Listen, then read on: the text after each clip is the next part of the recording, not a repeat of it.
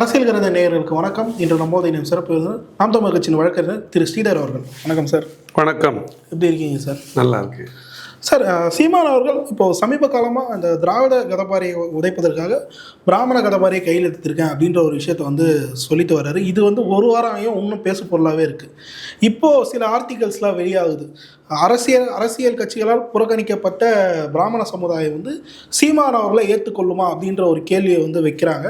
இப்போ சீமான் அவர்களும் தொடர்ச்சியாக பாரதி அவர்களை முன்னிறுத்தி பெரியார் எனும் பிம்பத்தை உடைக்கிறேன் அப்படின்னு சொல்லிட்டு வர்றாரு. எப்படி பார்க்குறீங்க இந்த விதயத்தெல்லாம்? இல்லை, இதில் பிராமணர்களோட ஓட்டு கிடைக்குமா, இல்லை அதை நோக்கி நாம் தமிழர் நகர்கிறதா, இல்லை அதற்காக எடுக்கப்படுகிற முன்னெடுப்புகளா, இது எதுவும் இதில் இல்லை. மாறா ஒரே ஒரு வண்ணார் குடும்பம் இருக்குது, ஒரே ஒரு நாவிதர் குடும்பம் இருக்குது ஒரு ஊர்லன்னா கூட அவர்களுக்கு முக்கியத்துவம் கொடுத்து அவர்களுக்கு நீங்கள் கட்சியில் பொறுப்பு போடணும். நம்ம கட்சிக்குள்ளே இருக்காங்க அப்படின்னா ஒரே ஒருத்தர் தான் இருக்கார் அப்படின்னா அந்த இடத்துல 100 ஆதிக்குடி இருக்காங்க, ஒரு வண்ணார் இருக்கார் அப்படின்னா ஒரு வண்ணாருக்கு முக்கிய பொறுப்பு போடணும். அதுக்கு கீழே தான் ஆதிக்குடிகளுக்கு பொறுப்பு போடணும்னு சொல்கிறாங்க. அப்போ எதுக்காகனா யார் யாரெல்லாம் அரசியல் ரீதியாக நிராகரிக்கப்பட்டிருக்கிறார்களோ அவங்களுக்கெல்லாம் ஒரு வாய்ப்பு கொடுக்கணும் அப்படின்றது இங்கே தேவையாக இருக்குது. அப்போ அதுபோல் தான் வண்ணார்கள், நாவிதர்கள், வளையர்கள், ஒட்டர்கள், போயர்கள், யார் யாரெல்லாம் ரொம்ப எண்ணிக்கை குறைவான சமூகமாக இருக்காங்களோ அவர்களுக்கெல்லாம் ஒரு அரசியல் முன்னெடுப்பு செய்கிறோம். அப்படி பண்ணும்பொழுது உண்மையிலேயே பிராமணர்களுக்கு அரசியல் அடிப்படையில், நான் பவர் பாலிட்டிக்ஸில் சொல்லலை, அரசியல் அடிப்படையில் எத்தனை பிராமணர்கள் எந்த காலத்தில் அமைச்சராக இருந்தாங்கன்னு நீங்கள் கேள்வி கேட்டிங்கன்னா இல்லைன்னு சொல்ல வேண்டிய சூழ்நிலை இருக்குது. அவர்களுக்கு தேவையா இல்லையா அப்படின்னா அந்த புள்ளிக்குள்ளே நான் இப்போ போக முடியாத சூழலில் இருக்கேன். ஏன் அவர்களுக்கு தேவையானா, நீங்கள் மற்ற தளங்களில், களங்களில், கல்வியில், மற்ற முக்கிய பொறுப்புகளில் பிராமணர்களுக்கு போதுமான இடம் இருக்குது. இன்னும் கேட்டால் அதிகமாகவே இருக்குது, அதை நம்ம மறுக்கவே முடியாது.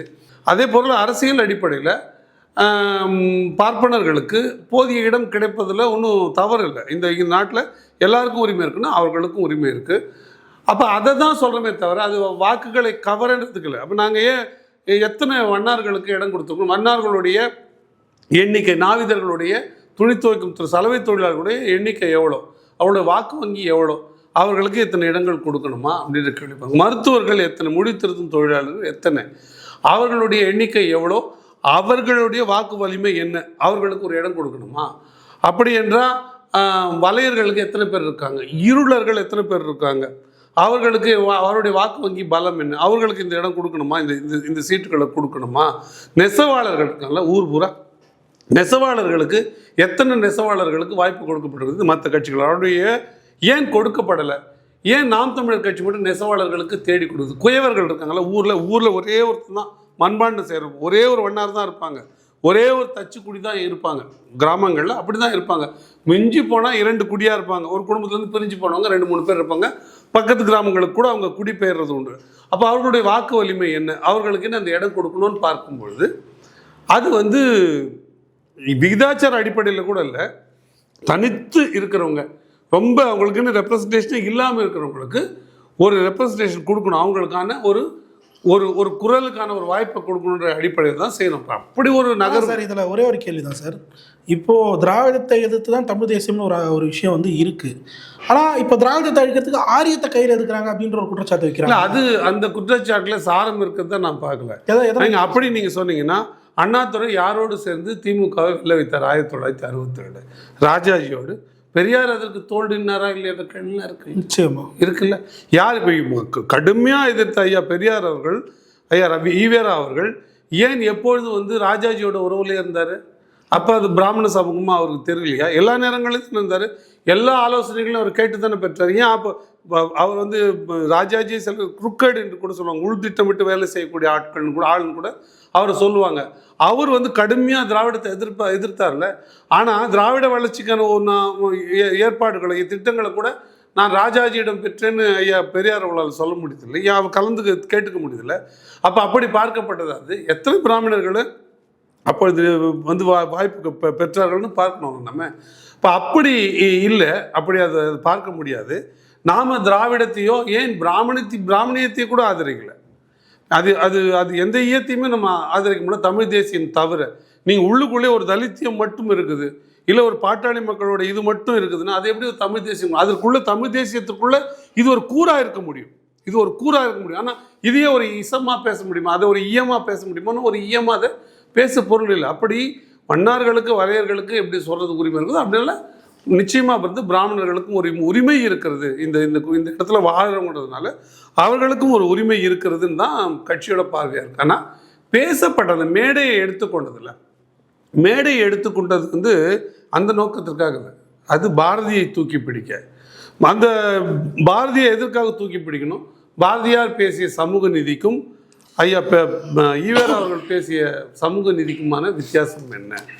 பாரதியார் பேசிய பெண்ணியத்திற்கும் ஐயா ராமசாமி அவர்கள் பேசிய பெண்ணியத்திற்குமான வித்தியாசம் என்ன? தமிழ் மொழியை, தமிழ் தேசியத்தை, தமிழ்நாடு குறித்து பாரதியாரோட பார்வை என்னவா இருந்தது, ஐயா ஈவேரா அவர்களுடைய பார்வை என்னவா இருந்தது? இதை தான் நம்ம ஒப்பிட்டு பார்க்கும்பொழுது இது முன்னோடியாக தானே எல்லா விதத்துலையும் இருக்கிறாரு, இன்னொரு பேர் கூடுதலாக வேற இருக்கிறாரு என்று நம்ம பார்க்க வேண்டியதாக இருக்குது. இப்போ கற்பு நிலை என்று பொதுவில் வைத்தால் இரு கட்சிக்கும் அது பொதுவில் வைப்போம், அது பாரதியார் சொல்ற. அப்போ கற்பு இருக்குன்னு சொன்னால் பொதுவான ஒன்று, அது பொதுவான ஒன்று சொன்னாங்க. அதுக்கு முன்னாடியே அவ்வையார் சொல்லிட்டாங்க, கற்பனைப்படுவது சொத்திரம்பாமை, அது உடம்புல இல்லை, சொன்ன சொல்லு மாறாமல் இருக்குது. அவங்க கூட தான் இருப்பேன்னு கமிட் பண்ணிக்கிட்டா, ஒத்துக்கிட்டா, ஒப்பந்தம் பண்ணிக்கிட்டா, வாக்கு கொடுத்துட்டா, அந்த சொல்ல மீறாமல் இருக்குது. கற்பனைப்படுவது சொத்திரம்பாமை, சொன்ன சொல்ல மாறாமல் இருக்குது. ஆனால் பாரதியார் இன்னும் நகர்ந்து போய் நீ கற்பு இருக்குன்னு சொன்னால் அது ஆம்பளைக்கு பொம்பளைக்கு மட்டும் இல்லை, அது வந்து ஆம்பளைக்கும் தான் இருக்குது. அவர் சொல்கிறாரு, நீங்கள் ஒரு பெண் கற்பழிக்கப்பட்டால் என்று சொன்னால் அங்கே பறிபோனது இன்னொரு ஆணோட கற்பும் தானேன்னு தான் பேசுகிறாரு. அப்போ அவருடைய பார்வைக்கும் நீங்கள் வந்து பெண்கள் வந்து கர்ப்பப்பையை அறுத்து எறிஞ்சிருங்க, அப்போ ஒரு சமநிலை வந்துடும் சொல்கிற ஒரு அறிவியல் பார்வையற்ற ஒரு பெண்ணியத்துக்குமான வித்தியாசம் இருக்குது. பெரியாருக்கு ஒரு 20-30 ஆண்டுகளுக்கு முன்னாலேயே சமூக நீதியை பற்றி பாரதியார் அவர்கள் பேசிட்டார். இப்போ பாரதியார் ஒரு பிராமணர், பார்ப்பனர். அவர் பார்ப்பனராக இருந்து அவர் பார்ப்பன கோட்பாடுகளை பின்பற்றினாரா, இல்லை அதை பின்பற்றியதற்காக சீமான் அவர் போய் பேசினார்னா இல்லை. இன்னும் கேட்டால் அது ஒரு பிராமணிய மேடையாக இருந்தாலும் அது வந்து ஒரு பார்ப்பனர்களால் உருவாக்கப்பட்ட விஜில் என்ற அமைப்பு போன்ற ஒரு அமைப்புகளால் உருவாக்கப்பட்ட ஒரு மேடையாக இருந்தாலும் அங்கே போய் வந்து அந்த மேடைக்கு தோதா பேசிட்டு வரல. மாறா இப்போ இன்னமும் பெரும்பான்மை பிராமணர்கள்கிட்ட ஒரு எண்ணம் இருக்கிறது, தாங்கள் உயர்ந்தவர்கள் என்ற எண்ணம் இருக்குது. அந்த எண்ணத்தை தூக்கி பிடித்து அந்த மேடையில் பேசப்பட்டதா? மாறா சாதியை ஒழிச்சு வேணான்னு சொன்ன கழுதியை அக்ரகாரத்துக்குள்ளே தூக்கிட்டு போனார் பாரதியே. செல்லம்மாவை வந்து உட்கார வச்சு தான் நின்று புகைப்படம் எடுத்துக்கொண்டார். செல்லம்மாவை வந்து தோளோடு தோள் சேர்த்து கொண்டு பொது வீதியில் நடந்து போனார். அப்போ நடக்க மாட்டாங்க ஆண்கள், பெண்கள் வந்து கணவருக்கு ரொம்ப பின்ன தள்ளி தான் நடந்து வருவாங்க. அப்படி இருந்த சூழ்நிலையில் பெண்ணியத்தை எப்படி அவர் போற்றினார்? எல்லாருக்கும் வந்து பூணல் போட்டு விட்டு எல்லா ஜாதிக்காரர்களையும் வந்து பிராமணருக்கு மாற்றினார். அப்படின்னா அவர் பிராமணத்தின் மேலே வந்து கொண்டு வந்த அக்கறையாது, இல்லை பிராமின் சமூகத்துக்கு, இல்லை வந்து ஐயர் சமூகத்திற்கு ஆள் சேர்த்தார் அவர்? இல்லை, அப்படி ஒரு வித்தியாசம் இல்லை, எந்த கோட்பாடையும் அப்படி சொல்லலை. மாறா யாரும் சாமானியர்கள் கூட நீங்கள் சரியாக இருந்தால் அப்போ அந்த மாதிரி ஒரு இடத்துக்குள்ளே வந்துட முடியுன்ற தொனியில் தான் பேசினார். அப்போ அவருக்கு ஒரு பார்வை இருந்தது, அவருக்கு ஒரு நோக்கம் இருந்தது, அவர் சொல்லுக்கும் செயலுக்கும் இடைவெளி இல்லாமல் வாழ்ந்தார். அப்போ அதை வந்து நம்ம பாராட்டும் விதமாக, அவர் பேசியதில் இருக்கிற உண்மைகளை சொல்லும் விதமாக பயன்படுத்திக்கிட்டோம். அந்த மேடையை அண்ணன் வந்து பயன்படுத்திக்கிட்டு பேசினார். தமிழை பற்றி அவர் பேசிய பேச்சுக்கள், அவர் சொன்னது மாதிரி தான். பக்தி இலக்கியங்களுக்கு பிறகு விஜயநகர பேரரசு வருகைக்கு பிறகு, நாயக்கர் ஆட்சிகளோட எழுச்சிக்கு பிறகு சற்றேறக்குறைய 300 ஆண்டு காலம் அந்த இடைவெளிக்குள்ள எந்த பெருங்கவிஞரும் தோன்றலை. இப்போ எந்த பெருங்கவிஞரும் தோன்றாமல் இருந்தனால தேங்கி இருந்தது போல இருந்த ஒரு குட்டைக்குள்ளே, இல்லை ஒரு மடைக்குள்ளே அடைப்பட்டு கிடந்த ஒரு தமிழ் மொழியை அந்த நூற்றாண்டின் இறுதியில், 18ஆம் நூற்றாண்டு இறுதியில் உடைச்சி வெளியில் விட்டார். அவருடைய கவிதைகள் வந்து அவ்வளோ வீச்சும் பேச்சும் கொண்டதாக இருந்தது. அப்போ அதோட தொடர்ச்சி தான் மற்ற எல்லாமே. பாரதியாருக்கு பின்ன தொடர்ச்சி தான் இன்னும் பல தமிழறிஞர்களுடைய கவிஞர்களுடைய தோற்றமும். அதை தொடர்ந்து தான் பாரதிதாசன் உட்பட பல கவிஞர்கள் வந்தாங்க. அப்போ தேங்கி இருந்த தமிழை, அடைப்பட்டு இருந்த தமிழை வெளியே கொண்டாந்து விட்டார் அவர். அந்த விதத்தில் தமிழ் சமூகம் அவருக்கு நம்ம நன்றி கடன் பட்டிருக்கு அப்படின்னு அந்த அடிப்படையில் அது சார்ந்த விஷயங்கள் தான் பேசினாரே தவிர அதை தாண்டி பாரதியோட மற்ற பார்வைகளை பேசலை. பாரதி கிட்டையும் மற்ற எல்லா தலைவர்கள் போலவும் கொள்ளத்தகுந்தனவும் தள்ளத்தகுந்தனவும் எல்லா கவிஞர்கள் போலும் எல்லா கலைஞர்களைப் போலும் கொள்ளத்தகுந்தனவும் தள்ளத்தகுந்தனவும் இருக்கு. பாரதியார்கிட்டயும் இருக்கு. பாரதியார்கிட்டையும் இருக்கு. ஏன் நீங்கள் அப்படி பார்த்தீங்கன்னா மருதுபாண்டியர்கள் விடுதலை போர் முதல் ஆரம்பித்தப்ப யாரெல்லாம் தமிழர்களோ ஒன்று கூடுங்கன்னு சொல்லலை. எந்த உடம்பில் எல்லாம் பிரிட்டிஷ் ரத்தம் ஓடவில்லை, வெள்ளை ரத்தம் ஓடவில்லையோ, எங்கெல்லாம் எவருக்கெல்லாம் வெள்ளையர் ரத்தம் ஓடவில்லையோ அவர்களெல்லாம் ஓரணியில் திரளுங்கன்னு சொல்லி தான் நீங்கள் அவர் காலத்திலே சொன்னார். அந்த போராட்டத்தின் காலத்திலே சொன்னார். அப்போ என்னென்னா, அப்போ யார் யாரை சேர்த்துருக்காரு? இங்கே தமிழ்நாட்டில் தான் இருந்தது அந்த மருதுபாண்டியர் பிரச்சனை காலத்தில். அப்போ யார் இருந்தாங்க? அப்போ இங்கே கேரளாக்காரங்க இருந்தாங்க. அப்போ தெலுங்கர்கள் இங்கே அடர்த்தியாக இருந்தாங்க. நீங்கள் நாயக்கர் பாளையங்கள்லாம் பார்த்தா தெரியும்.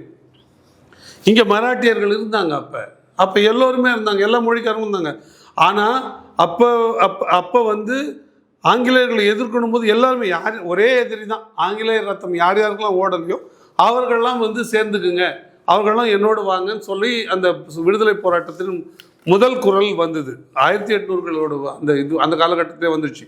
அதாவது இந்த சோகால்டு 1857 இருக்குல்ல, சிப்பாய் கழகத்துக்கு ரொம்ப முன்னவே அந்த குரல் வந்தது. அப்போ என்ன சொன்னார் அவர்? அப்போ எல்லாரையும் ஏற்றுக்கிட்டாரா? அங்கே தமிழ் தேசியத்தை மருதுபாண்டியர் பேசலைன்னா அந்த விடுதலை காலத்தில் இன்னொரு நாமெல்லாம் இங்கே ஒரே குடிகளாக பல நூறு ஆண்டுகளாக வாழ்ந்துட்டுருக்குறோம். வெளியிலேருந்து வந்தவங்க இங்கே கோலை வச்சு நம்மளை அடிமைப்படுத்தி, நம்மளை கொடுமைப்படுத்தி, நம்மளோட ஆட்சியையும் அதற்கும் தாண்டி உரிமையையும் நம்மளுடைய மானத்தையும் பறிக்கிற வகையில் நடந்துக்கிறாங்க. அதனால் அதை நம்ம கேட்க வேண்டிய தேவை இருக்குது. அதனால் தமிழர்களே ஒன்று கூடுங்கள் அப்படின்னு சொல்லலை. யார் உடம்பில் வெள்ளை ரத்தம் ஓடவில்லையோ அவர்களெல்லாம் என்னுடன் வந்து இந்த போரில் கலந்துங்கன்னு தான் சொன்னாங்க. அப்படி தான் அது ஆரம்பிச்சது. அப்போ அது காலத்தின் பார்வை. அப்படி சில கருத்துக்களை ஆரியம் பற்றி பாரதியாருக்கு ஒரு பார்வை இருந்தது.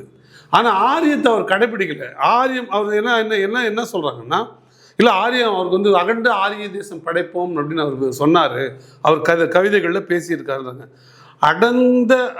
அவர் வந்து அடர்ந்த இல்லை அகண்ட ஆரிய தேசம் படைப்போம்னு சொன்னார்னா, ஒரு சாமானியனை ஒரு தாழ்த்தப்பட்ட குடிமகனை கொண்டு போயிட்டு அக்ரகாரத்துக்குள்ளே அழைத்து சொல்கிறதோ, இல்லை அவனுக்கு பூணூல் போட்டு அவனை வந்து பிராமணாக்கிற முயற்சியோ எப்படி வரும்ன்ற அந்த எண்ணம் எப்படி தோன்றும்னு நான் கேட்குறேன். முரணா இருக்குல்ல. அவர் உண்மையிலேயே அகண்ட தேசம் தான், அகண்ட தேசம் ஆரிய தேசம்தான் அவருடைய பார்வையாக இருந்ததுன்னா, செந்தமிழ் நாடு என்னும் போது நிலை இன்ப தேன் வந்து பாயுது காதல் சொல்ல தேவையில்லை அவருடைய நோக்கம். அப்போ 2 நிலைப்பாடு அவர் வச்சிருக்க முடியாது. அவர் 2 நிலைப்பாடு வச்சிருக்க முடியாது. அவர் என்ன சிந்திச்சு இருக்கலாம் மாறான்னா, நான் கருதுறேன்னா, நீங்கள் செந்தமிழ் நாடு அடையணும்னாலே முதல்ல ஆங்கிலேயர்கள்கிட்டேருந்து வெளியே வரணும்.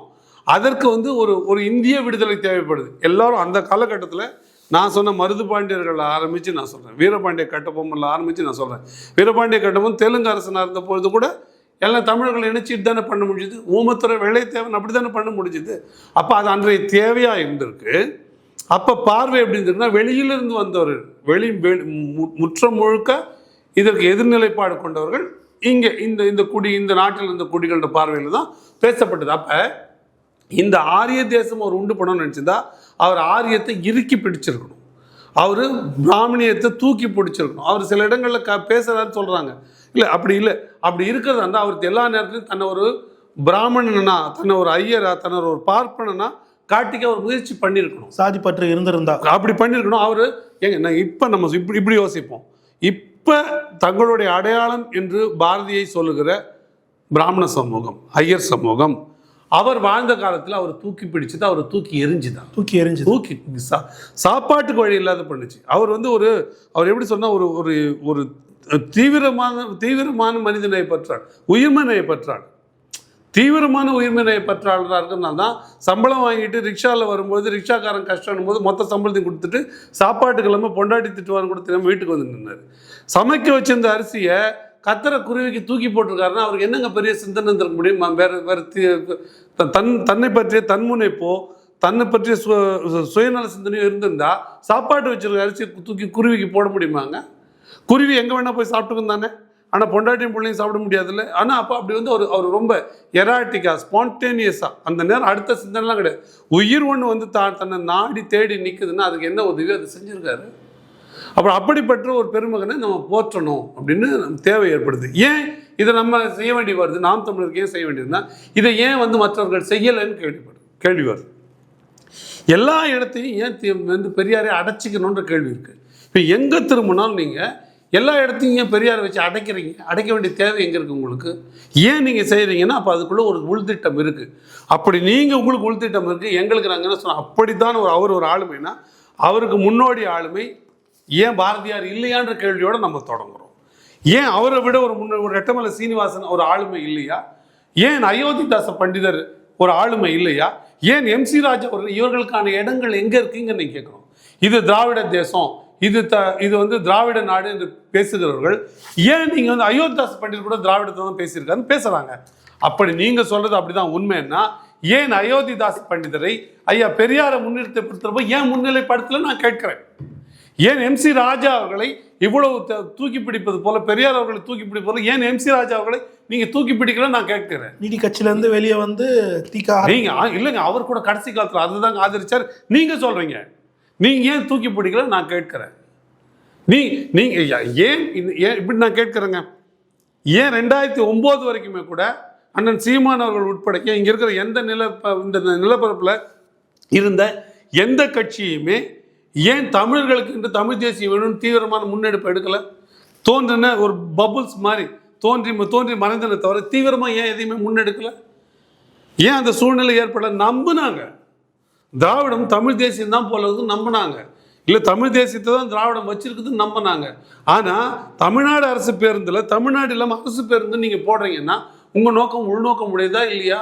அப்போ நீங்கள் இது தமிழ் அழிப்பை இல்லை தமிழ் மறைப்பை ஏன் செய்கிறீங்கன்ற கேள்வி வருது. அது எப்போ 2009 அந்த சந்தேகம் வந்துடுச்சு இல்லை? அப்போ நீங்கள் அதையும் காப்பாற்றலை. எடப்பாடி ஐயா பீரியட்லேயே நீங்கள் அந்த ஆய்வறிக்கை வந்துச்சு, தொல்லியல் ஆய்வறிக்கை வந்துச்சு. ஏன் அதை இத்தனை 3 ஆண்டுகள் வச்சு வெளியிடுறீங்க? அதை நீங்கள் மறைக்க முயற்சி பண்ணுறீங்க. அதை திராவிட நாகரிகன்னு ஒரு ஆரிய நாகரிகன்னு ஒரு குரூப்பு அதை வகைப்படுத்த முயற்சி பண்ணுறது. திராவிட நாகரிகம் நீங்கள் வகைப்படுத்த முயற்சி பண்ணுறீங்க. ஓட்டு கேட்கும்போது மட்டும் தமிழர்களேன்னு கேட்குறீங்க.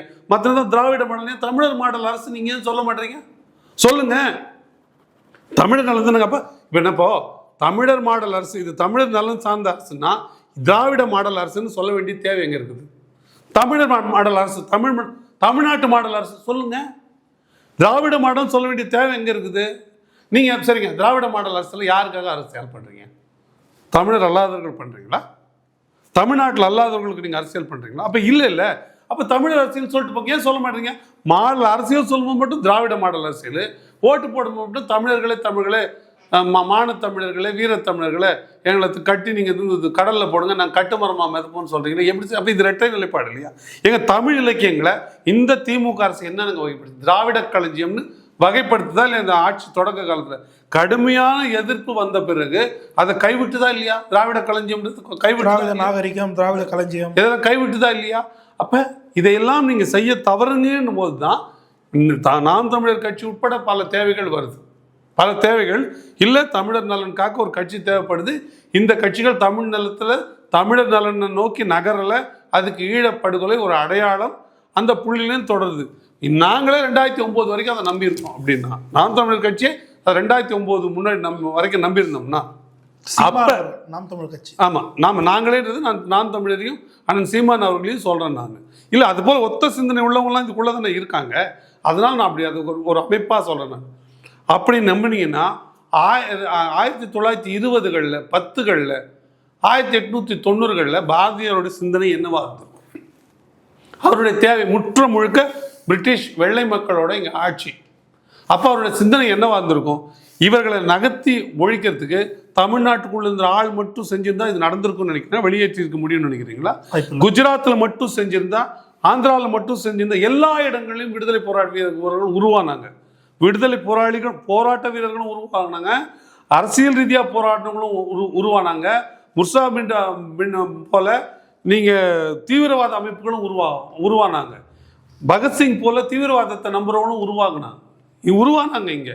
அப்போ இது எல்லா இடத்துலையும் உருவாகி ஒட்டுமொத்த, அதாவது இந்தியா என்றது அப்போதானே வரையறுக்கப்படுது. பிரிட்டிஷாருடைய தேவைக்காக அது வரையறுக்கப்படுது. அந்த நிலப்பரப்புக்குள்ளே யாரெல்லாம் அடைப்பட்டிருந்தாங்களோ அவர்களெல்லாம் ஒன்றா சேர்ந்தால் தான் இந்த பிரித்தானியர்களை வெளியேற்ற முடியும், இந்த வெள்ளையர்களை வெளியேற்ற முடிவு பண்ணும்பொழுது ஒரு அமைப்புக்குள்ளே அப்போ ஒரு மொழியாக திரள முடியாது, வாய்ப்பில்லை. ஒரு இனமாக திரள முடியாது, வாய்ப்பில்லை. வேறு இனங்கள் இருக்குது. ஒரு பண்பாடாக திரள முடியாது, வாய்ப்பில்லை. அப்போ ஒரு நில அமைப்பாக திரளலாம். அப்ப நில அமைப்பு என்ன இருந்ததுன்னா, அப்ப அவர்கள் வைத்திருந்த அந்த நில அமைப்போட பேரு இந்தியா. அப்புறம் ஈஸ்ட் இந்தியா கம்பெனின்னு வந்தது. அப்புறம் ஒட்டுமொத்த இந்தியாவையும் அது கபலீகரம் செய்தது. அப்ப ஒட்டுமொத்த இந்தியாவையும் எல்லா மாநிலங்களும் உள்ளடக்கிய, எல்லா கலாச்சாரங்களை, எல்லா இனக்குழுக்களையும் உள்ளடக்கிய இந்தியாவை ஒற்றை இனம், பிரித்தானிய இனம், வெள்ளை இனம் அடக்க முயற்சி பண்ணுது. அப்ப நம்மளுடைய பொது எதிரி பிரித்தானியர்கள், வெள்ளையர்கள். அவங்களை வெளியேற்றதுக்காக தான் காந்தி சொன்ன பேச்சை, குஜராத்தில் பிறந்த காந்தி சொன்ன பேச்சை இங்கே இருந்த தமிழ்நாட்டோட கடைகோடியில் இருந்த ஒரு சாஹிபு கேட்டார், ஒரு முஸ்லீம் கேட்டார், ஒரு கிறிஸ்தவன் கேட்டார், காஷ்மீரில் இருந்த பண்டிட் கேட்டாங்க. அதுலேயும் ஒரு குரூப் கேட்டாங்க, எங்களுக்கு சுதந்திரமே வேணாம், உங்கள் ஆற்றலை தேக்கி வச்சுக்கோங்க, இது வந்து நம்ம இந்து ராஜ்யம் அமைக்கிறதுக்கு உதவும், மற்றவங்களெல்லாம் வந்து சாதிய பணிகளெல்லாம் ஒழுங்கு பண்ணுறதுக்கு அதை நிறுவனத்துக்கு உதவும், இந்த பிரிட்டிஷ்காரங்க வந்து கெடுத்துட்டாங்க அப்படின்னு சொன்னவங்களும் ஒரு குரூப். ஐயா பெரியாரும் அந்த வரிசையில் இருந்தார். அன்றைய தேதிக்கு ஆமாம் திராவிடஸ்தான் வேணும், நான் சுதந்திரத்தை வெறுக்கிறேன், அது ஒரு துக்க நாள்னு சொன்னார்.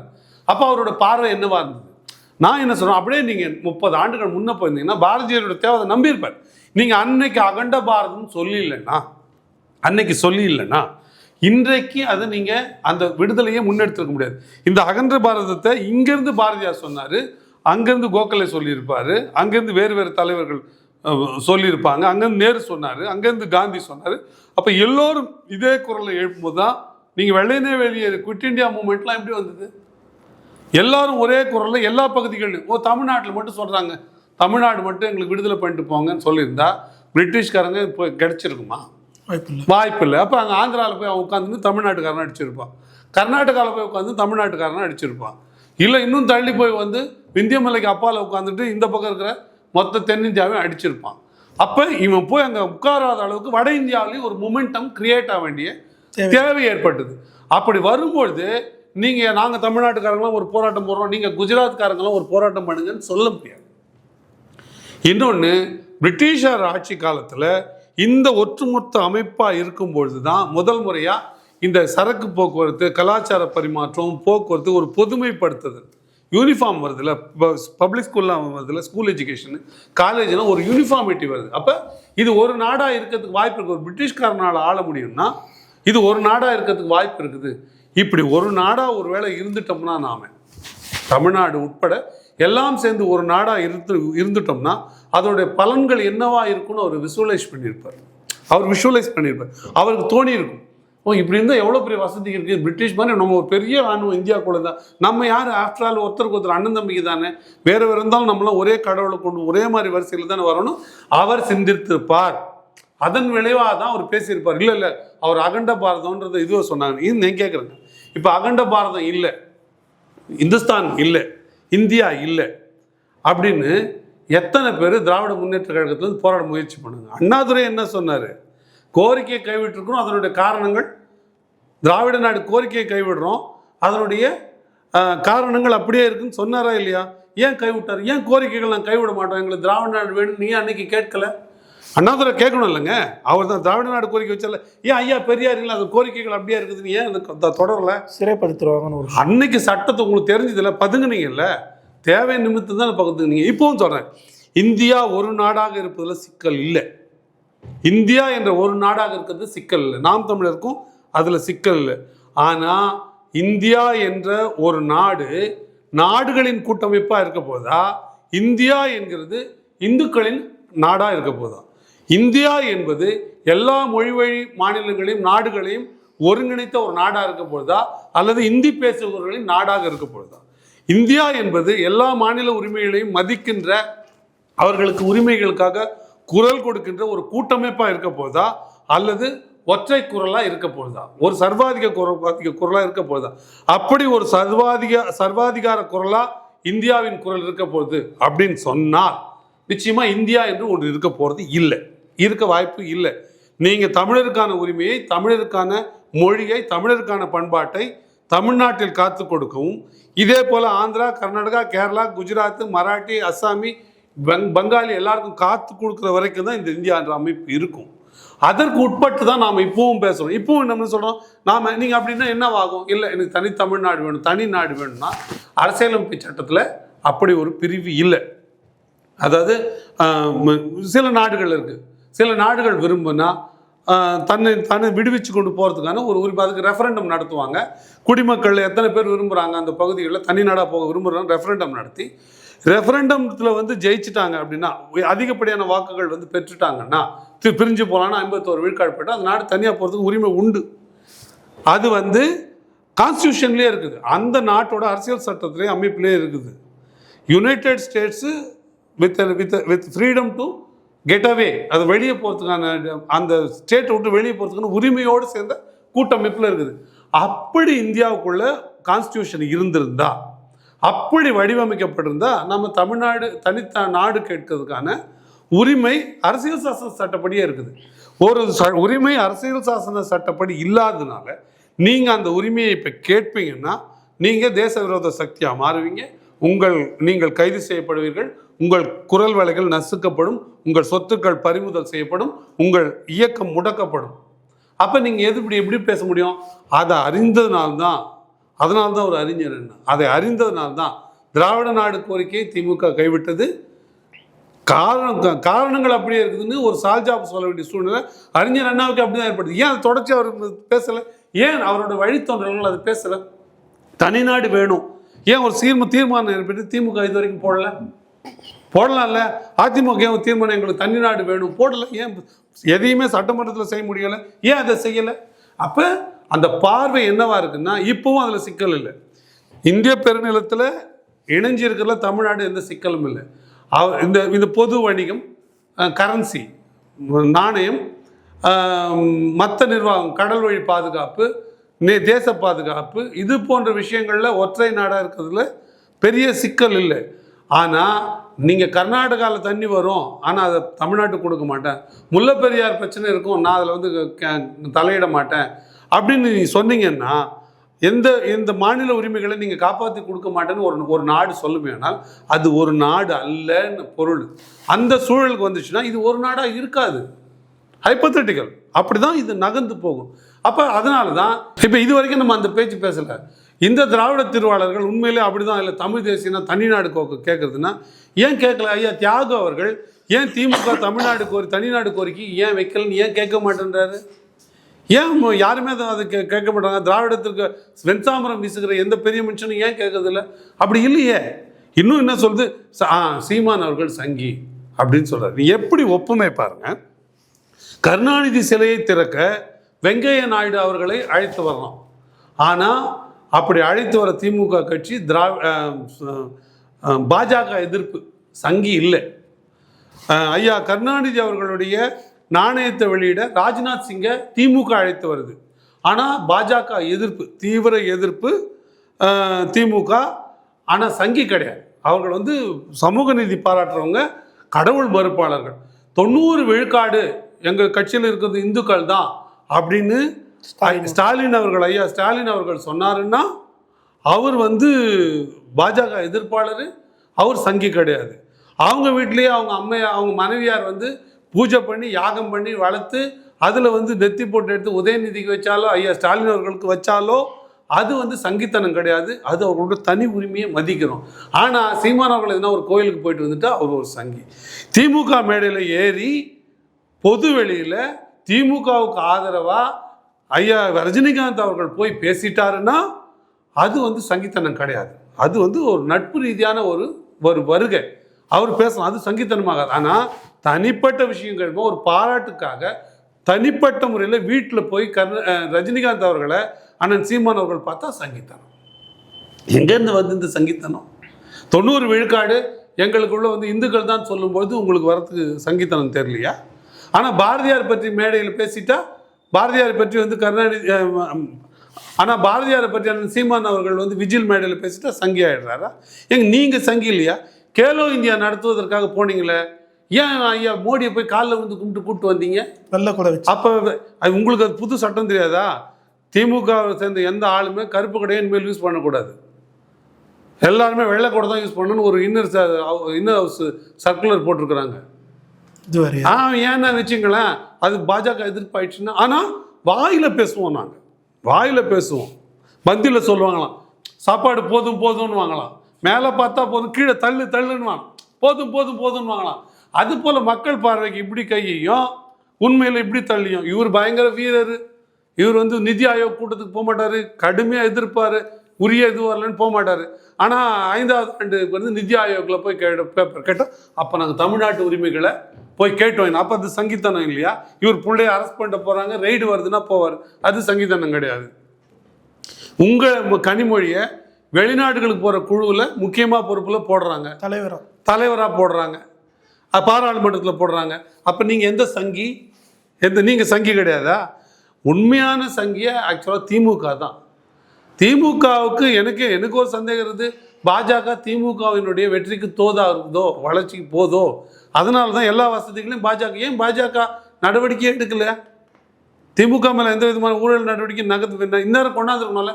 ஒரு 4 அமைச்சரை கைது, செந்தில் பாலாஜி கைது பண்ணாங்கல்ல, ஏன் மற்றவர்களை கைது பண்ணல? நான் சந்தேகிக்கிறேன் திமுகவிற்கும் பாஜகவிற்கும் உள்குத்து இருக்கு, கையில் தொடர்பு இருக்குன்னு நான் சொல்கிறேன். திமுகவின் தான் சங்கி. அப்படின்னா ஒரே ஒரு விஜில் மேடையில் பேசிட்டதுனால அண்ணன் சீமான் அவர்கள் சங்கி, நாம் தமிழர் சங்கினா,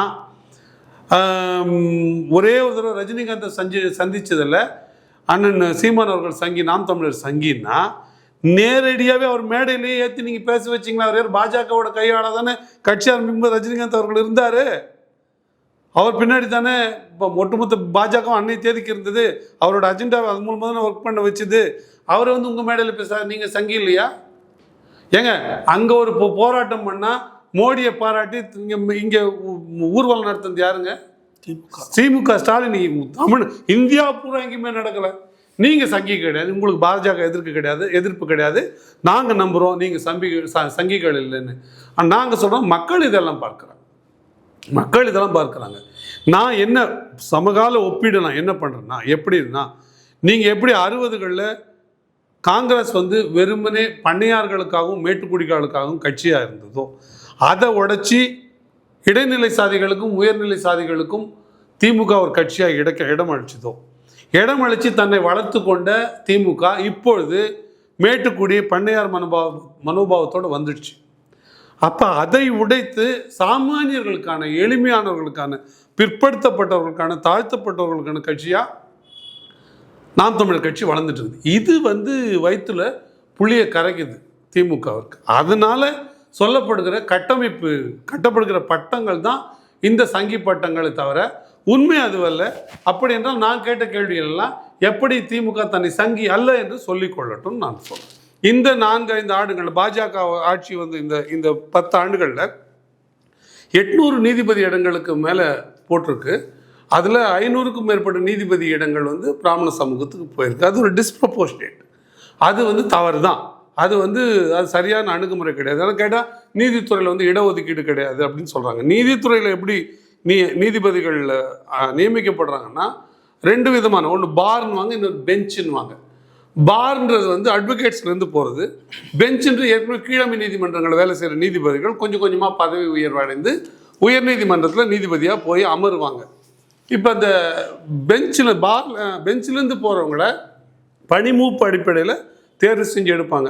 பெஞ்சுக்கு எவ்வளோ முக்கியம் கொடுக்குறோமோ அவ்வளோ இடம் பாருக்கும் கொடுப்பாங்க. அந்த பார்ன்னும் போது அட்வொகேட்ஸ் யார் வந்து ப்ராக்டிஸ் பண்ணாங்களோ தான் பார். யாரெல்லாம் ப்ராக்டிஸ் பண்ணாங்களோ அவங்க பேருக்கிட இந்த பார் கவுன்சில்னுவாங்களே, அது சொல்லுவாங்க. பார் அசோசியேஷன், பார் கவுன்சில்னு கிடையாது.